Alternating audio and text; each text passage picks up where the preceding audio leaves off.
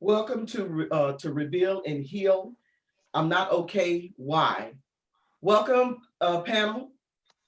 We have Hey, Pastor Holly. We have Margaret Conley, and we have others that are going to be coming in. We're also going to have some surprise guests.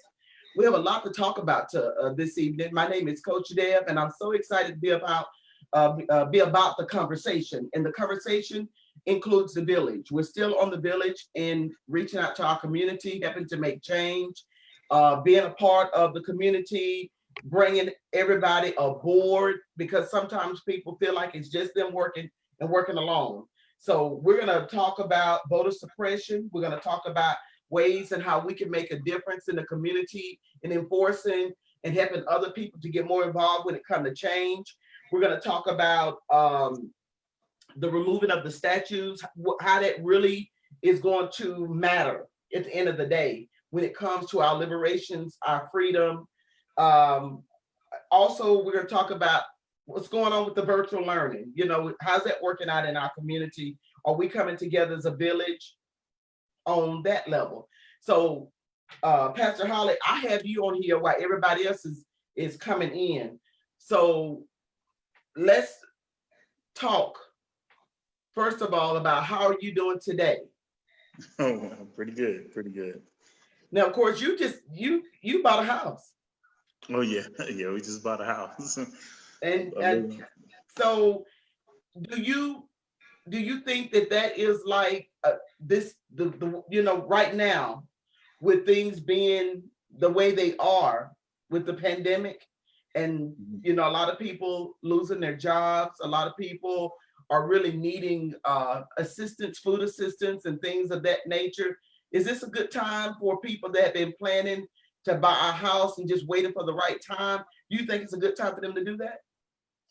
I don't know about that. I just I found a spot of favor because not only did we buy a house, but we sold a house, and we really came out ahead in the selling of our old house. That positioned us to be able to make this next investment.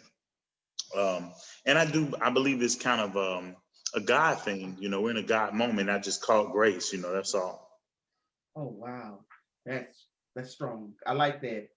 And guess what? It makes sense because Amen. everybody, it's not financially a great move for a lot of people because they don't know what the future hold as far as you know their jobs or if the savings is there to purchase a house.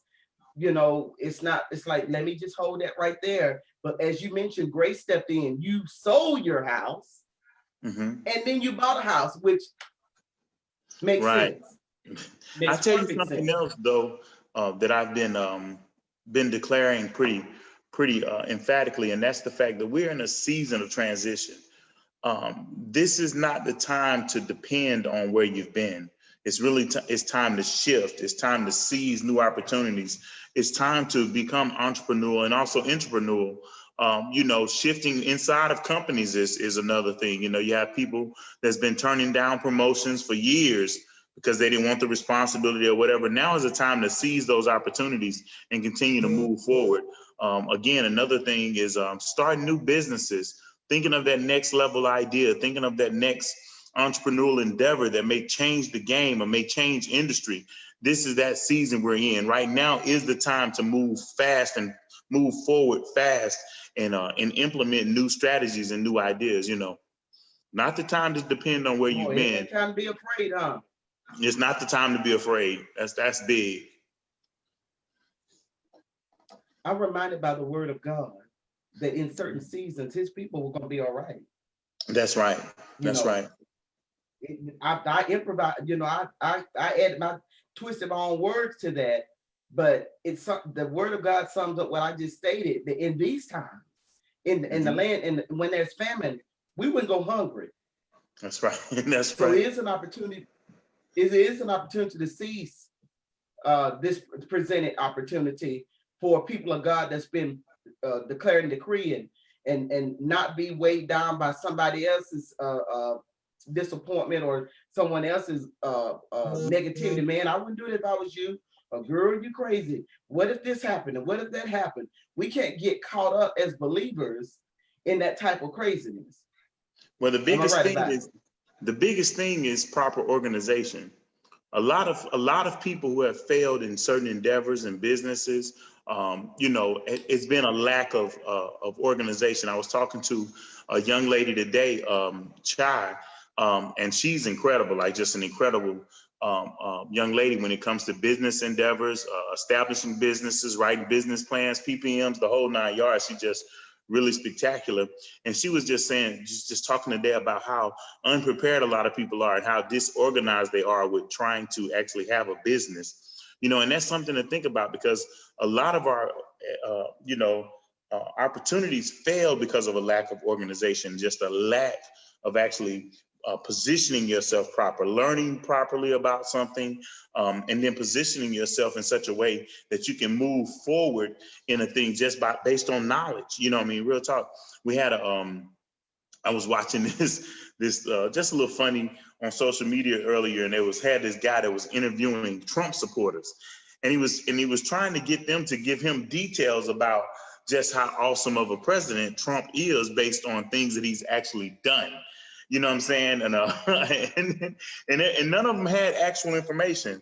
Most of them was just guessing or speaking from their own emotions or speaking from their own sense of allegiance to the political party and Trump.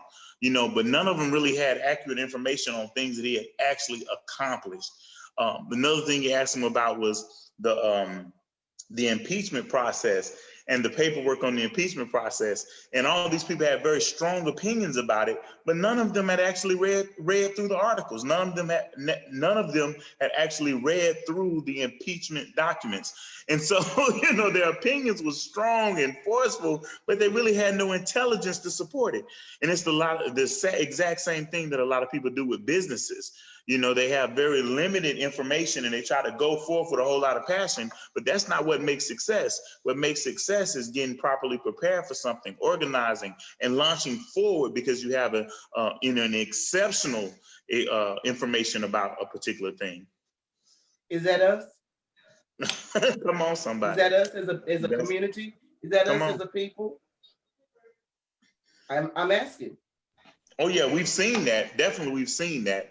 That reality. I think we're changing, and the shift is coming because we're just seeing a very exceptional people, an exceptional generation coming forth. So it's a little bit better, but a lot of times we have people that just have great ideas and a lot of passion, but they don't fortify those ideas and passions with information. Gotcha. How are you, Margaret? You look so beautiful. You always do. Thank you. All fresh. Now, were you able to contact some people? I'm contacting them, so I'm trying to. Okay, great. Because this topic is very important to me. Okay. Because I don't believe our community knows enough about its history. I absolutely agree with Dr. Holly, in regards to the simple fact that he talked about business and moving. Happy that you bought a house in the process of trying to get mine. Because this is a season to where we do that. So we mentioned some scriptures, but one of my favorite scriptures is Jeremiah 29, 1-10. I skip 11. Like everybody got that post. But I go 1-10. Why? Because it reminds me that everything that I'm sitting in that isn't mine doesn't need to take the time to prosper, because God knows the plans he has for me. So what happens is that we start to prosper in captivity, and we think we belong to that. So my friend LaDonna, Dr. LaDonna Butler, has popped on. I'll tell y'all who she is in just a moment. But we started to think that we start to prosper in sitting in this place of captivity. So for 8 years, we sit in this place where we coming up, we got a black president, look what we doing, blah, blah, blah, blah, blah. But we didn't prepare. So I'm not saying I'm a fan of Donald Trump. Truthfully, either way, but this is the time we can start to prepare and be ready, because God knows the plans that God has. They're good. They're not of evil. But we don't want to think about what happened beforehand for that statement to even come out of Jeremiah's mouth, to sit there, because what happened was you started getting comfortable in your captivity. So if you get comfortable in your captivity, you start to think that you own the very thing that somebody else owns, and you just building it up. So we need to come through with that in November and say, hey, I'm getting tired of this, because America was built on the backs of blacks, but we want to act like that's not the case. And we have assimilated to this place. And now we're seeing this chaos come, but this didn't start with George Floyd passing away. And this didn't start with Breonna Taylor's people not being arrested. This didn't just start in 2015. This just never was managed. We kept pressing and pressing and pressing. And now we have this pop. And here we are, because we were sitting in spaces, growing in captivity, but God knows the plans. So where are we going to sit when we get back to God's plan? Because this is a season of growth and expansion if we really want it to be. Come on. You said a mouthful, literally. And it's the truth in the house. Dr. Butler, welcome. Hey, Dr. Butler, can you hear us? I can hear you perfectly, and I'm so glad to join the conversation. And just first of all, to hear the passion that goes behind this conversation, I think that's important. Just for safety's sake, I'm going to keep my screen up. You can see that beautiful picture of myself while I have a chance to sit in this station, right? Because safety first. Right? Safety first. Safety also comes in understanding our responsibility. Our responsibility to get out and vote. There are elements of evil. There are methods to keep our voices quelled, where we are not acting in our responsibilities as current citizens right now in this United States. I hear a lot of conversation around party lines and who's for what. And while all that's important, I think it's essential that we begin to not vote according to party lines, but according to the issues and the issues that align with our values as a people of God. I also think that we are responsible when we do not vote. To not vote and to not take action makes us culpable of the outcome. So it is critical that we gather all of our church friends, our people who are returning citizens, still have the capacity of voting, and do our job and get out and mobilize so that we can make shifts and changes. So I want to sit in this season and sit in this conversation and kind of catch up with where everybody is. But I wanted to also tell you about the place that I just left. The place that I've just left was the voting booth for my sister, who's running for District 7 school board here in Pinellas County.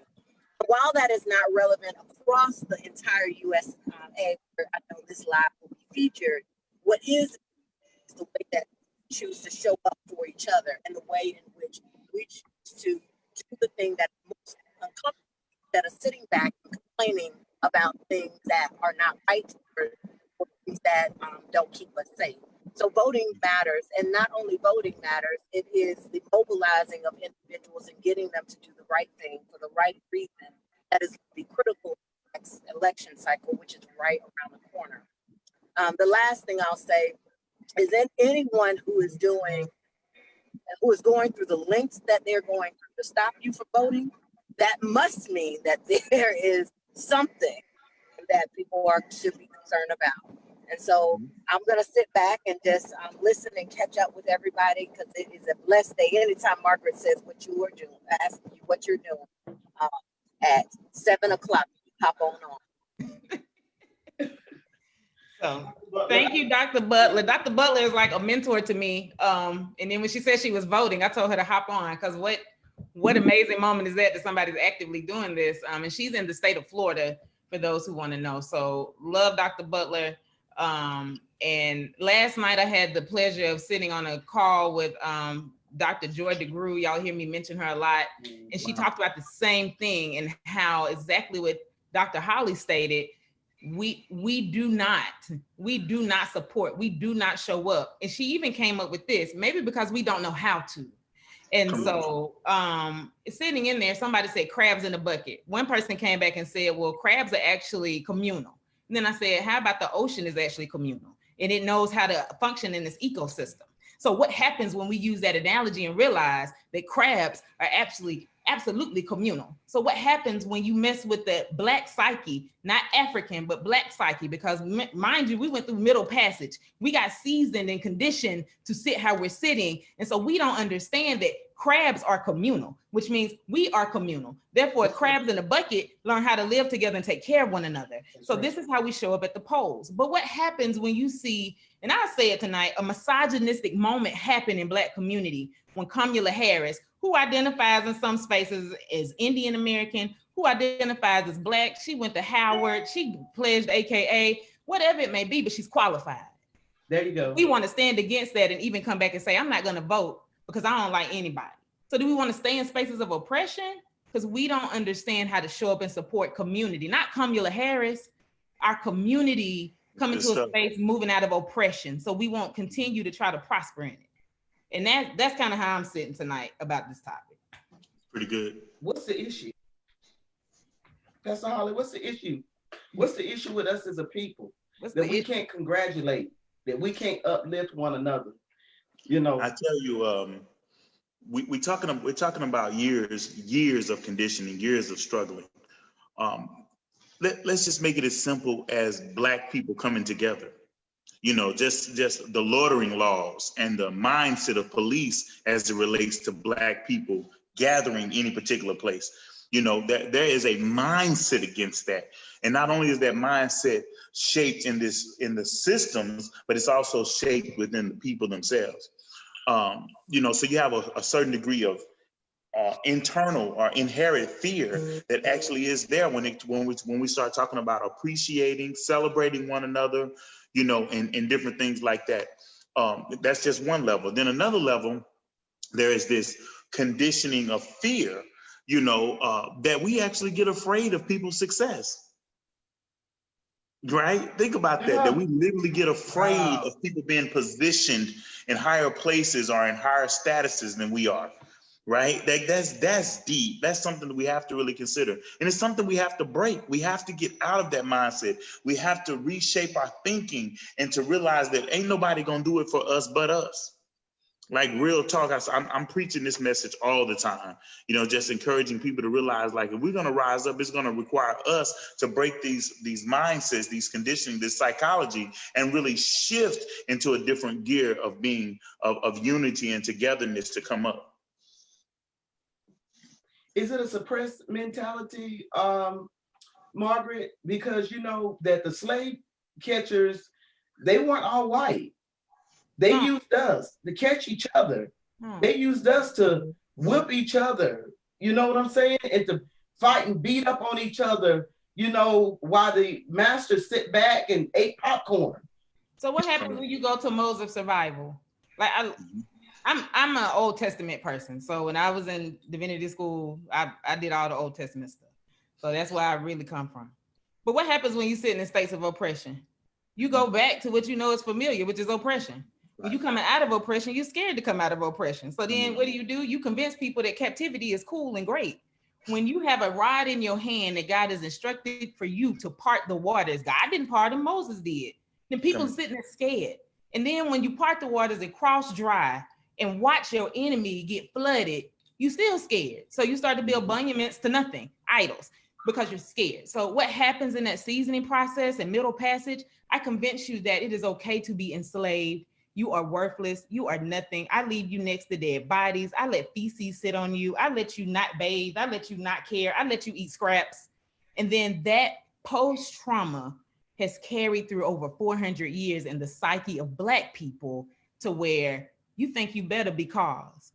So yeah, I do believe that it's something that's internalized. It's internalized oppression, it's systematic racism, and it's all these systems that have not been healed from the original design, which is to break the buck. We're right. The buck. So when are we going to recognize for ourselves that we are human? Oh, you got the message. Yes, ma'am. Dr. Butler, tell us, what do you believe is the antidote to bringing the village together, changing the mind of the people that feel like Margaret just so intelligently described, like, you think you better than me?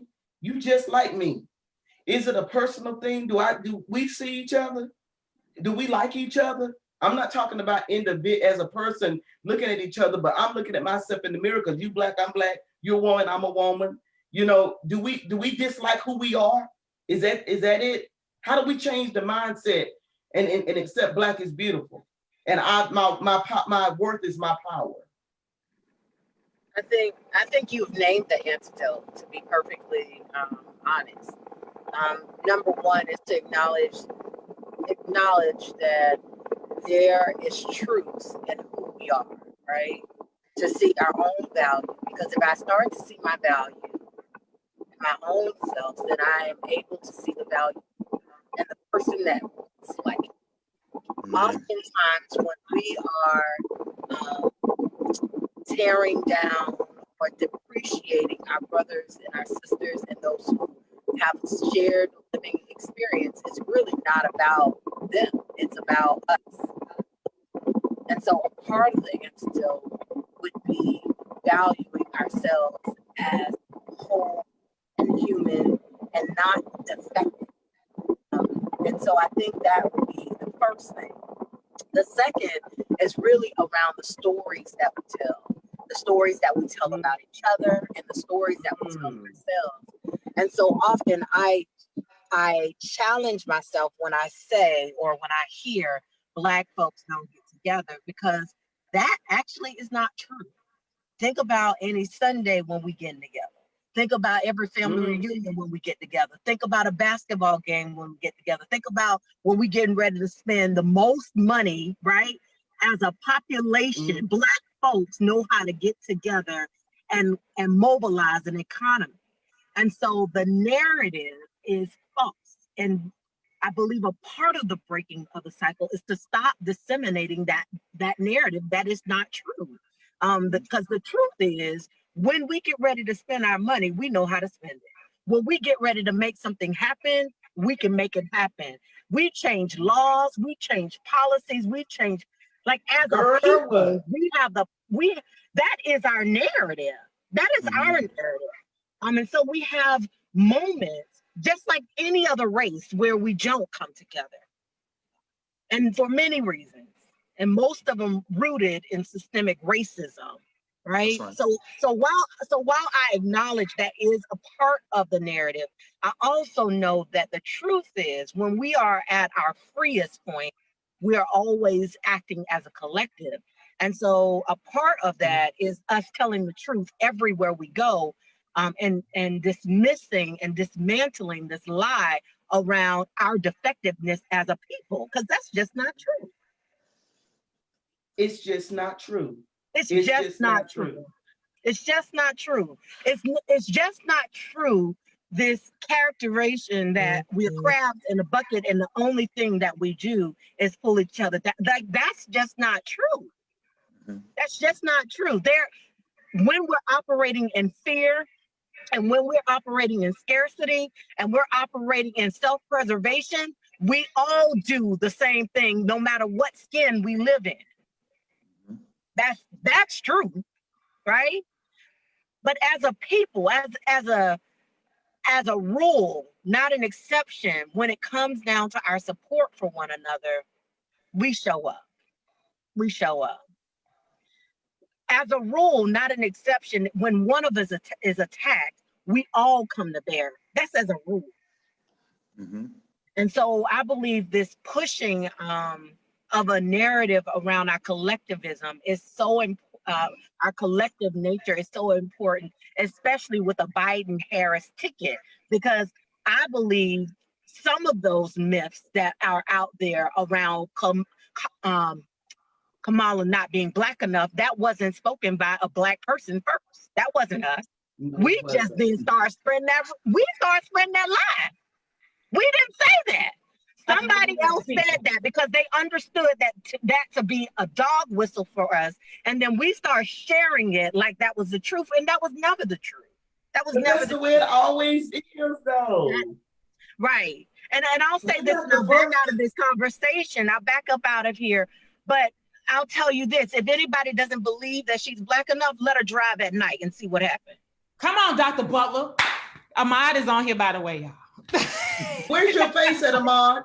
Anybody who don't know who you are living in this United States as a Black person, drive at night and see what happened. It will quickly bring you to a place of realizing who you are in this space. And so I appreciate her claiming her total identity, and she does not need to neglect her Asian experience, her Indian experience, none of that, because at the end of the day, she's my sister.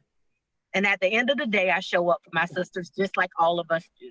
And I don't care, right? I don't care that we all have spotty records, but she was doing the job we all have spotty records. And anybody who say they don't, they'll lie. We all have spotty records. But then what we do is we get her in that seat, we get Biden in that seat, and then we organize, right? We organize in order to hold them accountable. But the foolishness that we have going on right now has to go.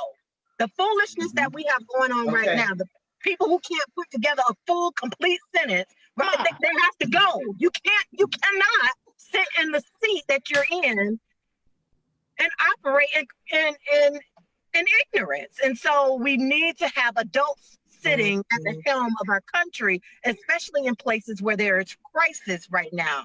And so I will simply say, those who don't like her past, you don't like yours either. Let's all get the right people in the right seat so that we can help and mobilize and hold accountable adults in the space. So that's all. That's all. I get excited. But that's all. That's all. Look. We need adults in the seats. The right claw. That's all. We need adults in the seats. Thank you, Dr. We need adults in the seat. Welcome, Ahmad. Thank you. And you have to forgive me. I am leaning over the foot of my bed because this. Well, you know what? You look like you're on your knees. I am. And in a posture of prayer. Yeah. We're so glad to have you. Glad to be here. Tell us who you are. I'm Ahmad Hall. The government would call me Herschel Ahmad Hall. I don't say that a whole lot of times, but since I'm on here, I might as well be transparent with everybody. Mm-hmm. Born May 4th, 1986, in the Dalesville, Georgia area. I've been here all my life and been a part of the community all my life, not just Dalesville itself, but Bartow County and North Georgia. It's what I do. I love my community. I love where I serve.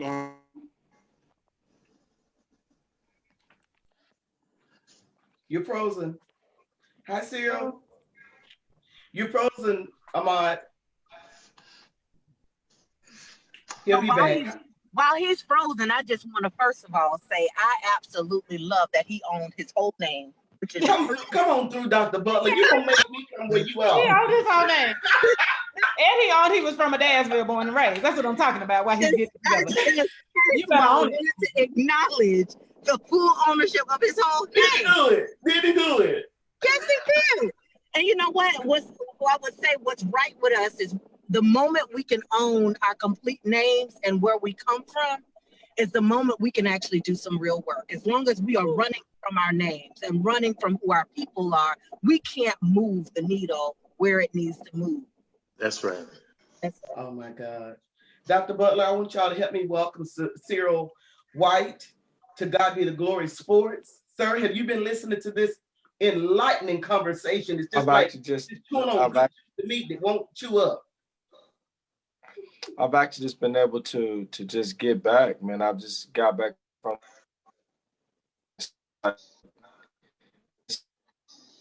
this technology is a beast.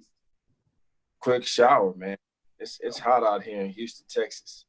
Okay, so we sort of missed some of your conversation because you went out and we lost the candidate that's running for office in Adairsville. We want him to come back. He's trying. He had to reset his Zoom. Excellent. Okay. Just to catch you up, we are really talking about the suppression when it comes to, actually the voting suppression mentality when it comes to us, even as a people. There you go. We're talking about the importance of the village and coming collectively together and rooting each other on, helping one another. We talked about the crab analogy. You just came on, but I know that you're always in the vein of working with the village because Sure. You, sir, are an activist in the movement. So let me just ask you, what are your thoughts when it comes to dealing with the conditioned mind of our people? What are your thoughts in rallying them together? Now, these people are already, they're our people. And I will say we just, to make more sense of the conversation, we don't believe, we don't trust, we're doubting Thomas. And God has been graceful, merciful to us. He's done so much for us. We are, as a people, should never say God isn't real. But how do you reach a depressed mind, a conditioned mind of unbeliever, in the sense of not believing in us as a people? Like our sister Dr. Butler was talking about Kamala Harris, how she getting so much flack. She ain't black enough. Since when? Because in the slave houses, the ones that worked in the slave houses, what color were they? And they were used and abused. They were the color of Kamala Harris. She was black enough to get whipped too. Right. And the sister made it so enlightening. When she stated, let her drive at night and see how black she is. That was powerful, wasn't it? Oh, man. Oh, you back. All right. I'm going to get back to you, Ahmad. Go ahead, sir, and give us your thoughts on that. My response to your question is just that you say, how do you deal with suppression? How do you deal with the minds of doubting Thomases, right? Doubting Thomases. And, I really appreciate you saying that, because that's been like a topic at the front of my mind. Especially with this George Floyd Memorial Sports Complex, right? That I put myself out in the forefront to initiate and lead, right? Again, talking about dealing with the doubting Thomases. How do you deal with people that have this suppressed mindset? And you talk about Miss Harris, and people are bringing out all of the things that disqualify her amidst all of the great qualifications that she has, which none of her detractors can say that they have themselves. So, to answer that question is the proof is always in the pudding. The actions are going to always speak louder than words. And what I've learned along the way is you just got to do it. It's not just a Nike slogan. You've really got to you just got to do it. And the results themselves are going to speak your body of work. It just, because what I've learned is this: you can talk to you are bluer in the face than this shirt I'm wearing, and you could say all the right things. If people just don't want to believe you, they're just not. If people don't want to support you, if they don't want to get behind you, they're just not. But at the end of the day, nothing can really stop those results. And I think once you start to get those results, it's nothing that they can do then but either fall in line, or just accept the fact that they're just negative. That it'll just punch them in the face. Ahmad, you're running for what office, sir? I am running for Adairsville City Council, Adairsville, Georgia. Post 4.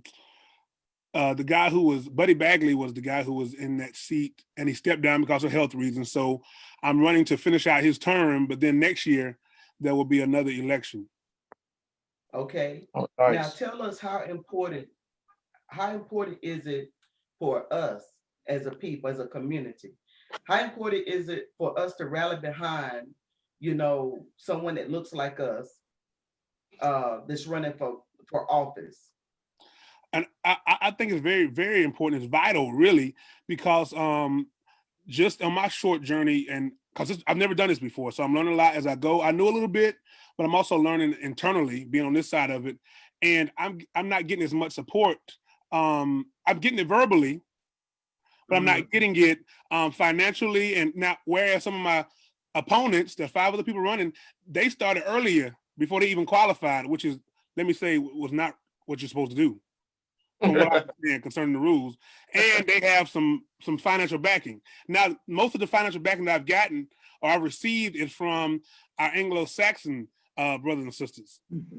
Yep. So it's very, very important. So people are asking, where are the signs? Where's your banners? Where's your money? To God be glory. Come on, Right. come on, sir. And I'm not asking for $100 give me $5, $1. It's very expensive to do this, and when I have 5 other people running for the same seat, it's not going to be as easy as it was if I had 1 or 2 other people. So I really have to saturate the community with my face, with my name, with what I'm doing. And I've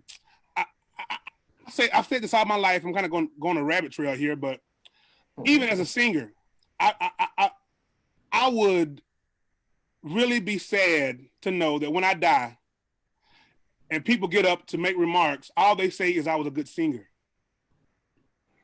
Then my life would have been in vain. So I would give all of that up in order to change the culture in just my neck of the woods. I really would. We're more than entertainers. We're more than football players and singers and basketball players. I had a pastor, Anglo-Saxon, and I feel comfortable saying it in this environment, and I've said it before. I had an Anglo-Saxon pastor tell me that Black people were good entertainers, but when it came to intellect, they'd rather hear from a white man. That's a tough one. Do we believe that, y'all? Is that how Black people think? Somebody That's say how something. That's how white people think. That's how white people think. But That's do we- what Dr. but Butler do we said. believe Dr. that- Butler said collectively we join in. Now I can say as a therapist, I've had a Black person tell me, literally, came up to me, told me, hey, I was disrespecting my grandmama for using my legal name because she didn't know it, because Cartersville don't realize my name really is Margaret Cunley. It's not Dutch. I don't mind y'all calling me Dutch, but that's what it is. Then she told me that I didn't really know how to really help people. So she would prefer to see a white person in the practice I was in. Yeah, I said, okay. Like I had no problem with that. Why? Because that's what she knows. Like I couldn't even argue with that. Like that's what she knows. And for her, I was being dishonest from the jump by using my legal name. So you know what I'm saying? So like she already had a feeling about it. Like, why didn't you tell the community your real name? So you come in already lying. That's not the case, but that's what she knew. And so how do we support people who have taken out? Because we are more than entertainers. That's right. We are brilliant souls that created. Like that's what we are. So what happens when we take a chance and a risk on knowing our history, knowing who we are, and acknowledging how great and valuable we are? Then we go vote for Ahmad.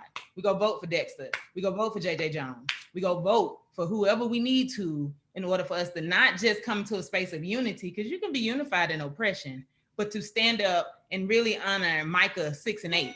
And Micah 6:8 is just going to tell you how we need to stand in this space of love and justice and faith, and how we need to keep moving. Now, if we can do that, unified in oppression. That's the one right there. Unified in oppression, right? She said it, didn't she? Yes, she did. Holly, tell us, how important is it that the conversation around the table be about our history?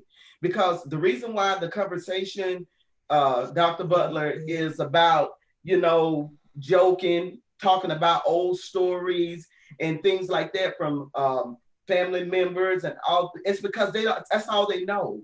But that's right. Holly, how important is the conversation that we talk about what we invented as a people?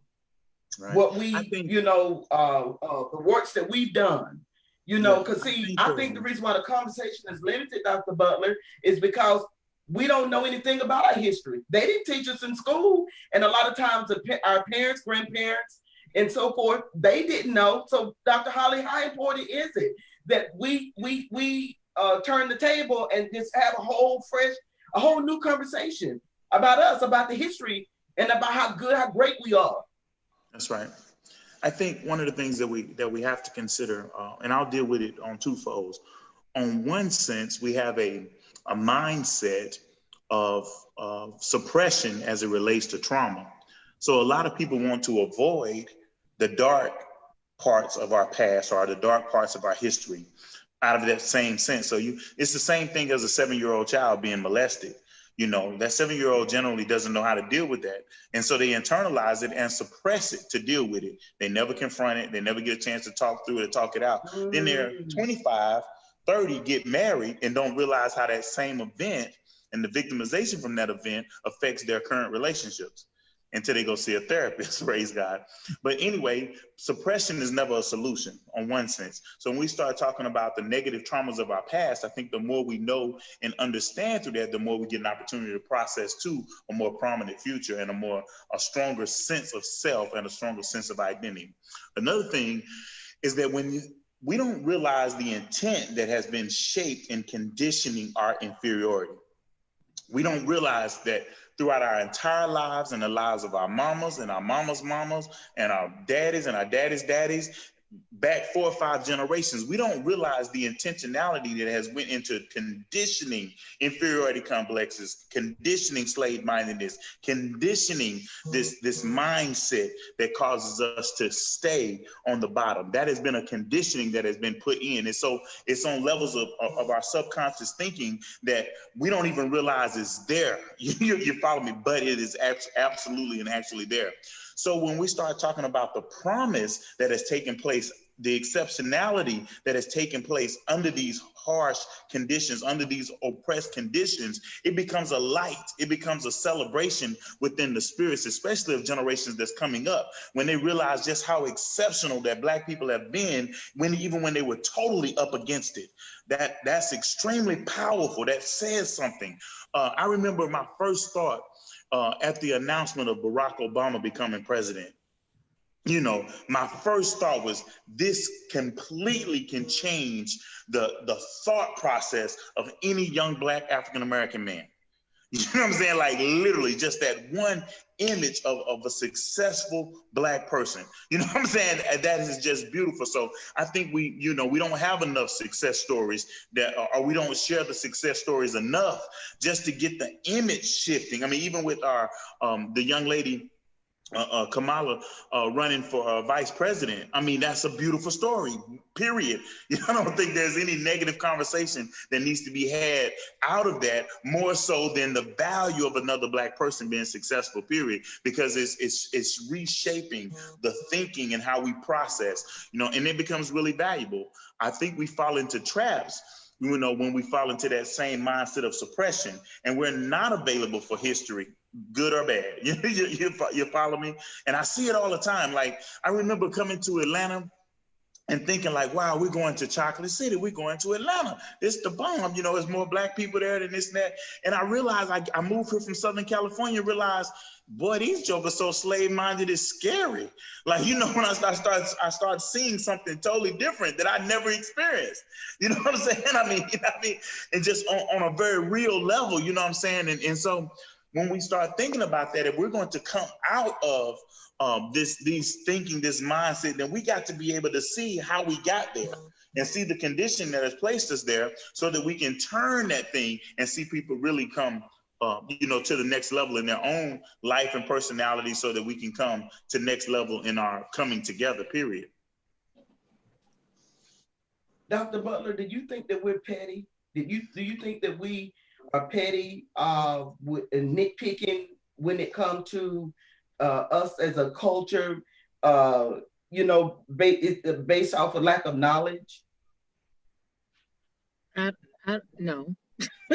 I don't think that I don't think Black people are petty. I think Black people are brilliant.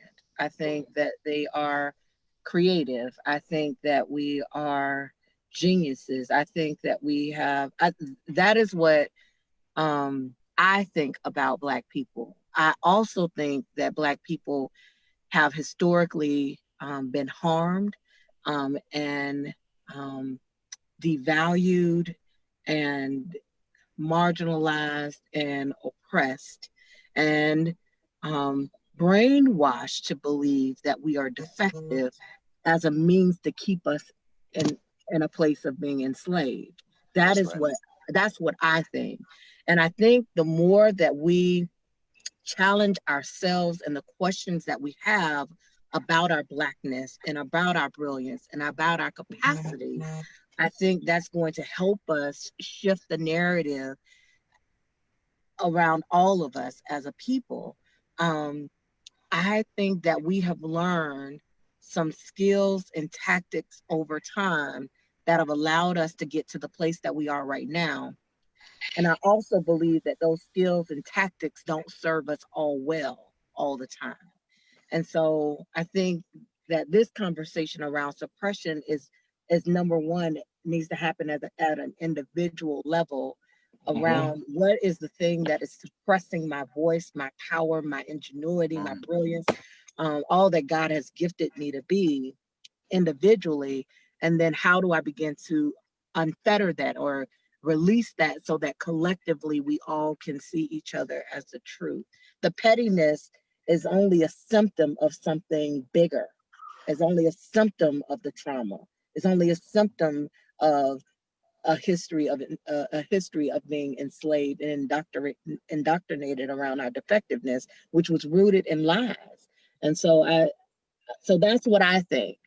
So you asked me a question, right? And so my response is we are not defective. There's So nothing the act of pettiness. right. We are not defective. We are not defective. Right. The system that we Right. live in is defective. The system that we live in causes trauma. The system that we live in has created the conditions that has us sometimes behaving in ways that are against our own natural best interest. That's right. Yes. But as a people, we're good. We're God's created. That part. We are not defective. I agree with Dr. Butler too. We're not defective. And so I used to work with drug and alcohol. I hated the part where we talked about character defect, but I knew it was a system issue. It was systematic. So why am I going to call a human defective when it's a systematic issue? So I used to tell the guys, I was like, no, you're not defective. I hate that we have to use the word character defect because that's how it was built in order to control you in this setting. But what is defective in your community? What is defective in yourself? What is defective in the thing that you're walking around with that gives you the presentation of being defective as a whole? Not true. What piece of you got hurt? What piece of you could not show up? What parts of family couldn't be there for you? That's what I would ask them. The guys who actually took those questions and answered them, I watch them every day. They still contact me and be like, thank you for asking me those questions. What happened to you when you were 6? Because you decided to leave your children when they were 6 to go hit a rock or get a drink. What happened? Because you yourself are not defective. So I love how Dr. Butler said that because we see ourselves in community as a defective piece. I watch all of the Black people who are sitting in space of support of someone who literally hurts people because if I can jump on this train, I'll be safe. Not realizing that, guess what? The one thing Black community can do, and Dr. Welcher from ITC, he's retired now. He taught me this. He taught our class this. He said the one thing that the Black community does and the Black church does is it receives people who go out to damage. It brings them right back in and brings them to healing. It endorses and praises the prodigal son because it understands both sides of being prodigal. One, I'm sitting in this space where I'm leaving, I'm squandering, I'm mishandling, but then prodigal returns and understands wealth, understands what it has, understands who it is, because she is prodigal on both sides. I am both prosperous and I understand that I can lose it if I go squander it. So maybe we need to sit in those spaces too and understanding what suppression looks like. Because don't turn your back because you don't like a person. Understand this is for the collective. Whew, mercy me. Oh my God. Okay, look, time is winding up.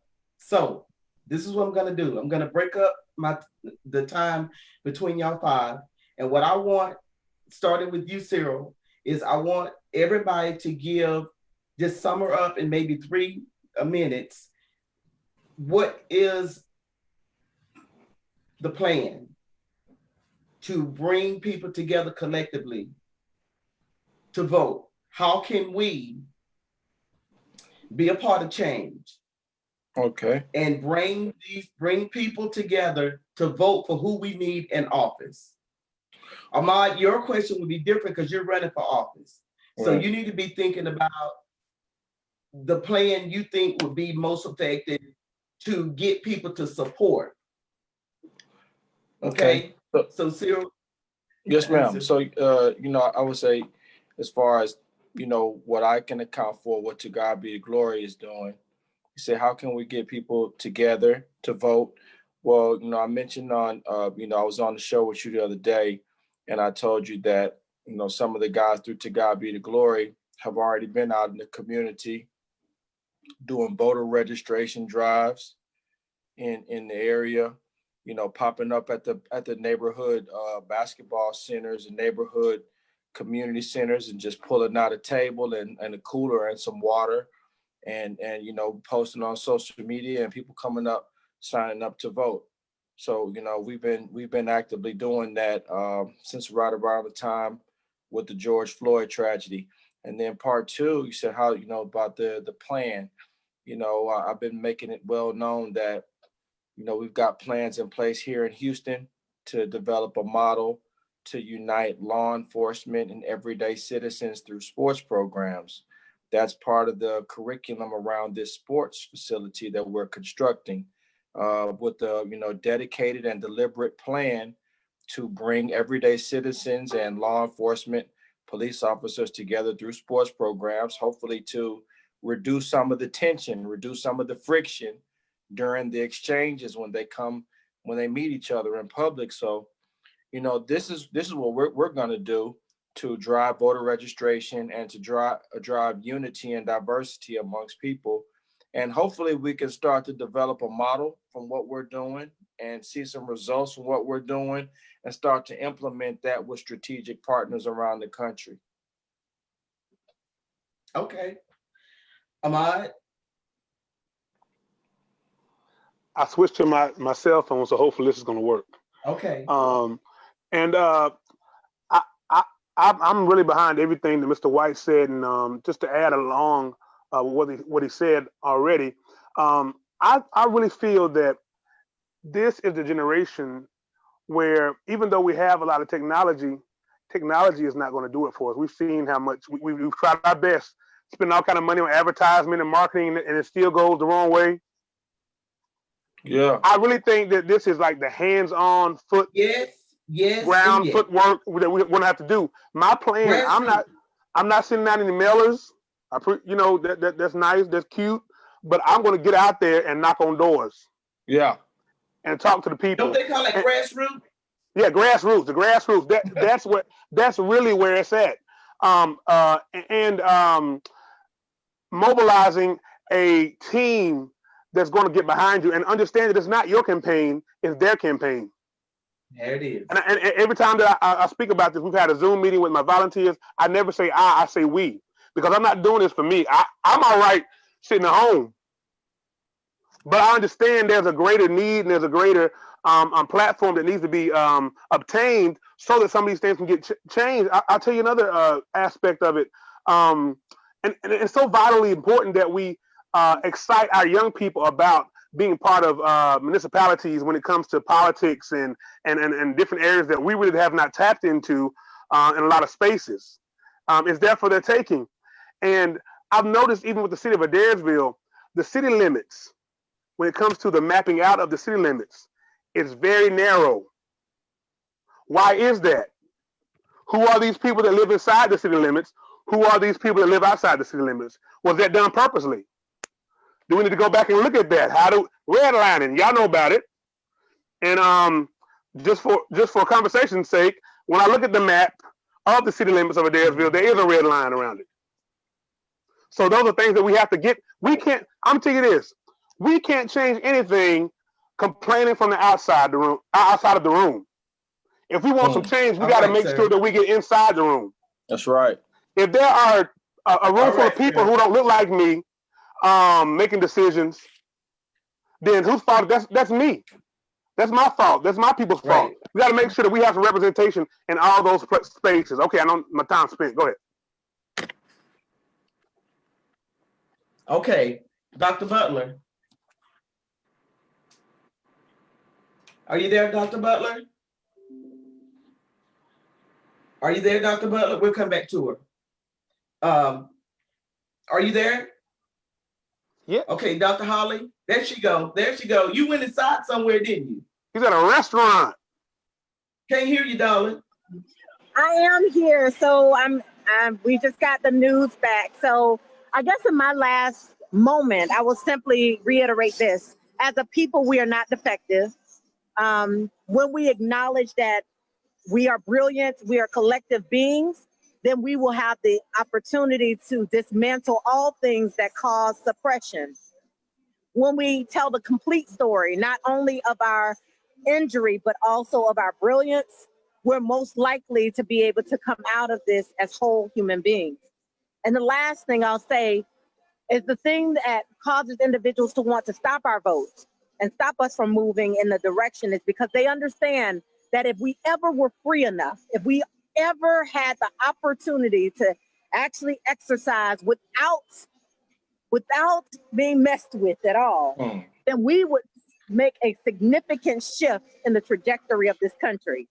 So as we are free, as we are gaining our rights and our ability to navigate this space, that we do so whole and complete, understanding that we were captured because of our brilliance, because of our creativity, and because Come of on the now. way that we move. And so with that, we vote. With that, we put the right people in the right seat. And with that, we make the change that's necessary to live as God's created beings. Girl, I hear you. Change our mind, change the way we're thinking. Okay, Dr. Conley, do your thing. So y'all know, I asked, if y'all read my post now, I have hashtag educate your pain. So I don't come just talking noise because I read. So the color of the law is exactly what Ahmad was talking about. And literally, you find voter suppression based on this segregated space. So I'm telling you guys, we know how to read. Read. Pick it up. Read. I have a signed copy of that book. You have a signed copy? I'm jealous. So read, educate your pain. Like the other day I put a post up, and this is gonna be my moment, when I said, I hate that I'm from Georgia. People say, oh, it's so much hate. Somebody even told me that I needed to pray and I needed to trust Jesus. And I said, in my studies, I have found that Jesus tells me to love and Jesus tells me to pray. But in my studies, I have found that Jesus flips tables. Jesus also calms storms. Jesus also tells the people that where they can go. Jesus corrects the people when they try to correct him for healing, even though they are checking on their own property. Jesus even meets a woman at a well. And if you read the beginning of that text, he wasn't even supposed to be at the well because Jews didn't belong there. He met her at the well, and he said, hey, let's have a conversation. He sent yourself, Dr. Who were the unlikely, who were the nasty. That's what Jesus did. Jesus even ate at a leper's house while getting his feet washed before he died. So please understand that I pray and I love, but I also understand that Jesus had the ability to fight while praying and loving. And so, no, I hate where I'm from, that we think that statues of Confederate people who harmed Black people is still okay. You know, I don't like it, and I don't have to be here, and I hate that. But I love people. I love Jesus. And so people, educate your pain. Know why you feel the fire inside of you, so that when you do speak, you don't sound like entertainment, but you sound like you're educated, you're brilliant, and you're everything that you're supposed to be. Dr. Conley said, make an announcement, if you will. Say it loud. Now, Dr. Hop, close us out. Oh my God, I'm sweating up in here, y'all. This is fire. Ooh, so good. We can't hear you. What's going on? I'm sorry. I've appreciated everyone's conversation, extremely powerful voices and positions. I pray for your good success, in your endeavors where you are. My conversation is very theological. My part to play in this, my advocacy is very theological. It is a struggle for me to see people preach a gospel devoid of activism, a gospel devoid of righteousness and justice, or even for people to suggest because I preach, about racial injustice and racism and different things, that I deal with these things, that they tell me to just stick to the gospel. Now, and I can't see a gospel out of the scriptures I read. I don't see a gospel where it's devoid of these things. I see a gospel that empower helping the impoverished, empower helping the marginalized. And so that's really where my stance is. That's the thing that I drive harder than anything else, to drive people to a real intimate relationship with God, where they don't have this pretense or this religious consciousness that causes them to be able to compartmentalize out of their Christianity, whether this thing is right or that thing is right, you know, where they spend a lot of time talking about abortion or same-sex marriage, but zero time talking about racism or injustice in our systems. And so that is a big piece for me, and just really trying to get people to see that there's more in this relationship with God.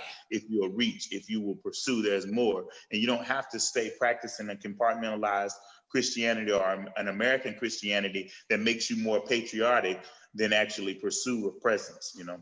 Right. Well said, Rev. Amen. Wow. Y'all listen, we didn't have enough time. So we all got to come back because we got to finish what we started. I want to thank I Dr. appreciate Holly. you having me. I want to say that, man. It's so good to see everybody. I know I don't know everybody, but man, it's good to see these faces. And Y'all need to network and reach out. Amen. Reach out to everybody. Follow each other on social media. Surreal White, he's the founding president of To God Be the Glory Sports. Dr. Butler, Jesus be a fence. This woman, I'm trying to tell you, man, is Dr. Margaret Conley, that's her group. That's the type of people she hang with, those powerful women. Ahmad Hall, we support you, and we're going to reveal and heal. We're going to do what we can. We're going to get behind you, and we're going to help you with this, okay? Dr. Holly, God bless all of y'all. Dr. Holly has several books, y'all, and we're going to be doing a book signing. It's a lot of things in work to help brother move forward with his books. I'm Coach Deb. I want to thank everybody for tuning in. Facebook Live, thank you so much for tuning in. We want you to leave your questions, leave your answers, leave information. We want you to rally together. We want you to rally together, and we want you to look out for your neighbor. Look out for the people that want to vote. They don't have a way to get there. They don't have mobility. Reach out to your neighbor. Let's help and come together so that we can make this a very successful movement. I want to remind everybody to love yourself, love everybody, and be an example. You've been a part of I'm Not Okay, but why? Good night. Good night. Thank y'all.